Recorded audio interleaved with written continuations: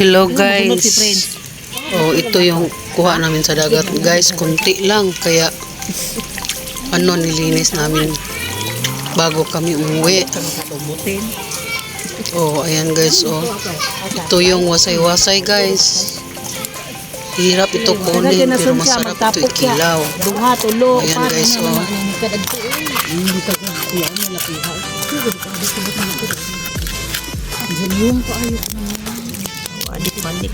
Wag na buwan mo tapos comment ka. Di ba? Iso man tong Sandra. Uy, marites naman kayo dyan. Turungan natin to oh. Hirap tanggalin yung laman. Hoy, kayo ha. Di mo buangon mo to nga laki. Liwat Sandra bitaw. Bitaw. Kung saan man yung majabo. Tungtong na ang takob. Lawom-lawom. Wow, tinapa. Sige, ano laki. Suka na rin. Oh, ayan guys, ito na yung mga laman guys ha. Wasay-wasay guys oh. Oh, lagyan natin ito ng suka guys. Abrihan ang gudaan iyan na rabayo. Ito pa guys, may kuha pa naman kami ng maraming swaki. Kami din itong linisin bago kami umuwi guys. Ito pa pala wasay-wasay, hindi pa nalinisan no. Oh, tingnan mo. Laki ng laman. Salamin. Ito isa ko pa na natulog.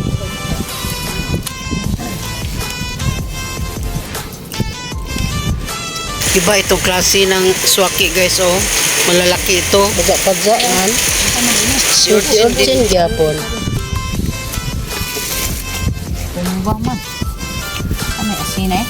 Ay, nasana tayo. Tumba. Suka. Ganito maghiwa ng si urchin. Magbukas. Oh my God, magbukas pala. Oh no. Oh yeah. Ang liit-liit ng laman pala.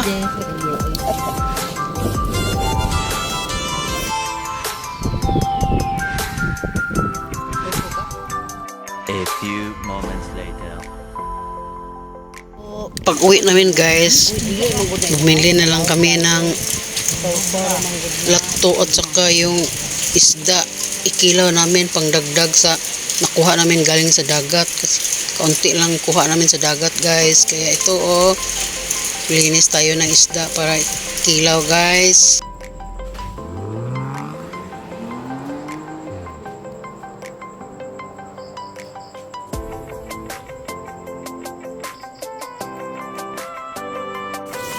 Ito, ready na yung mga ricados pang halo sa kinilaw natin guys.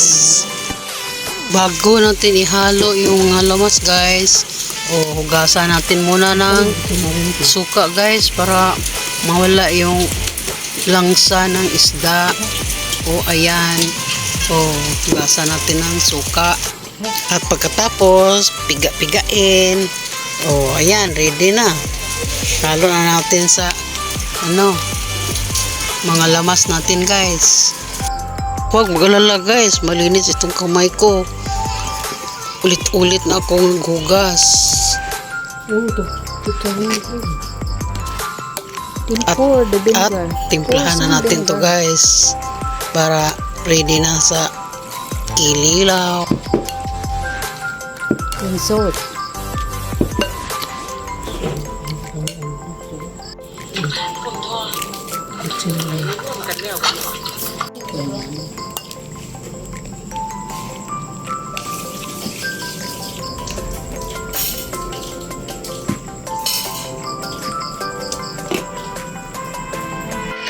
Siyempre, tikman na natin. Di ba? Sarap. Sarap.